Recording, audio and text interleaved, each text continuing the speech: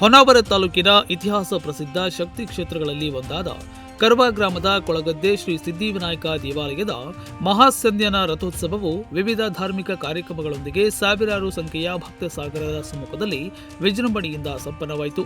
ಬಟ್ಟಿ ವಿನಾಯಕ, ಸಿದ್ಧಿವಿನಾಯಕ ಇರುವ ಈ ಕ್ಷೇತ್ರ ಅಪಾರ ದೈವಿ ಶಕ್ತಿಯುಳ್ಳ ಸ್ಥಳವಾಗಿದೆ. ಬಟ್ಟಿ ವಿನಾಯಕನಿಗೆ ವಿಶೇಷವಾಗಿ ನೆನೆಗಡಲೆ ಅರ್ಪಿಸಲಾಗುತ್ತದೆ.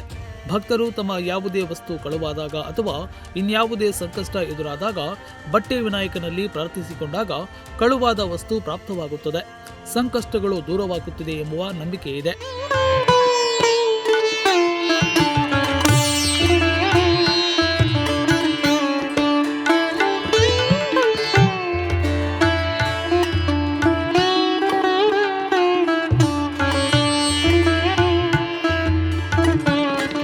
ಶ್ರೀ ಕ್ಷೇತ್ರದಿಂದ ಹಲವಾರು ಭಕ್ತರು ಒಳಿತು ಅಚ್ಚರಿ ಕಂಡಿರುವ ನಿದರ್ಶನಗಳೂ ಇವೆ.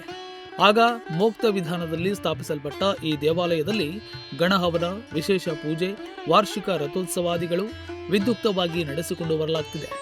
ವರ್ಷಂಪ್ರತಿ ಜಿಲ್ಲೆಯ ವಿವಿಧ ತಾಲೂಕುಗಳಿಂದ ಭಕ್ತರು ಜಾತ್ರಾ ಮಹೋತ್ಸವಕ್ಕೆ ಆಗಮಿಸುತ್ತಾರೆ. ಇನ್ನು ರಥೋತ್ಸವದ ಹಿನ್ನೆಲೆಯಲ್ಲಿ ಕೌತುಕ ಬಂಧನ, ಬಲಿಪೂಜೆ, ಮಹಾಗಣಪತಿ ಪಲ್ಲಕ್ಕಿ ಉತ್ಸವ ಸಂಪ್ರೋಕ್ಷಣ್ಯ ನಡೆಯಿತು.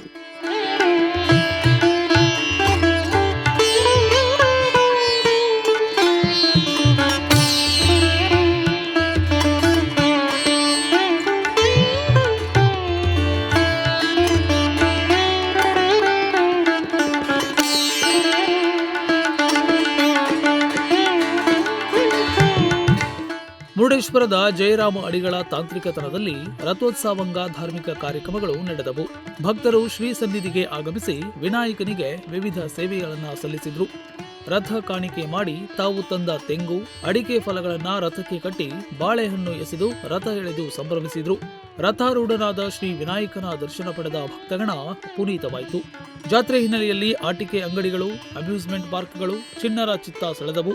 ಸಿಹಿ ಖಾದ್ಯ ಅಂಗಡಿಗಳಿದ್ದವು. ರಾತ್ರಿ 9:30ಕ್ಕೆ ಸಾಲಿಗ್ರಾಮ ಮೇಳದವರಿಂದ ಕೊಳಗದ್ದೆ ರಥ ಬೀದಿಯಲ್ಲಿ ಕಾರ್ತ್ಯವೀರ್ಯ, ಮಾಯಾ ಬಜಾರ್, ಜಾಂಬವತಿ ಯಕ್ಷಗಾನ ನಡೆಯಿತು.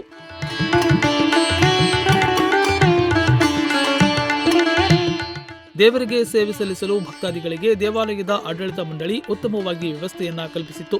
ಒಟ್ಟಿನಲ್ಲಿ ಶ್ರೀ ಸಿದ್ಧಿವಿನಾಯಕನ ಜಾತ್ರಾ ಮಹೋತ್ಸವ ಅತ್ಯಂತ ವಿಜೃಂಭಣೆಯಿಂದ ನಡೆದಿದ್ದು ಎಲ್ಲೆಡೆ ಜಾತ್ರಾ ಸಂಭ್ರಮ ನಡೆಯಿತು. ನಾಗರಾಜ್ ನಾಯ್ಕ್, ನುಡಿಸಿರಿ ನ್ಯೂಸ್, ಹೊನ್ನಾವರ.